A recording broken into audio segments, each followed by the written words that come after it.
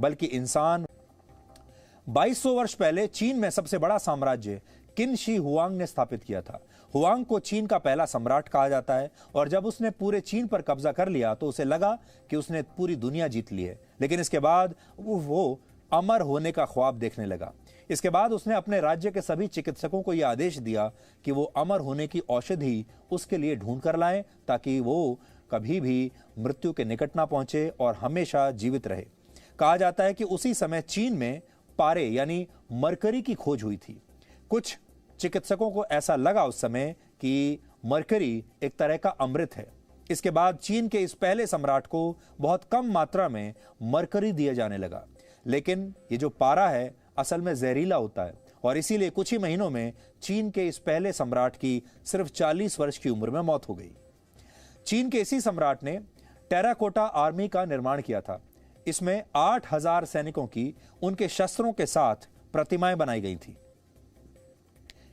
इस terracotta army को इसी सम्राट की कब्र के पास स्थापित किया गया था और मरने से पहले चीन के सम्राट ने आदेश दिया था कि उसकी कब्र के पास मरकरी की नदियां बही जाएं और टेराकोटा आर्मी उसकी कब्र की रक्षा करे।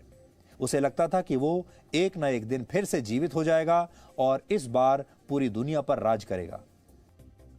5000 वर्ष पहले इजिप्ट के राजा गिलगमेश ने चीन की चिकित्सा पद्धति के आधार पर ही उम्र रोकने का एक पूरा कार्यक्रम तैयार किया था। हजारों वर्ष पहले ग्रीस में भी महिलाएं शहद और एक विशेष प्रकार के तेल के जरिए अपनी उम्र को बढ़ने से रोक लेती थीं। करीब 2000 वर्ष पहले इजिप्ट में एक बहुत मशहूर रानी हुई थी, बहुत मशहूर क्वीन थी जिसका नाम था क्लियोपैट्रा। आपने सुना भी होगा, किताबों में भी पढ़ा होगा।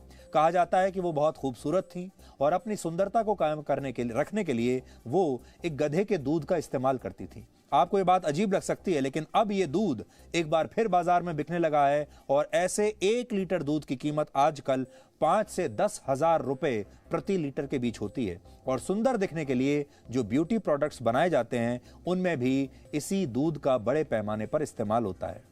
लेकिन सवाल यह है कि लोग अपनी बढ़ती उम्र को रोकना चाहते क्यों हैं और अमर क्यों होना चाहते हैं।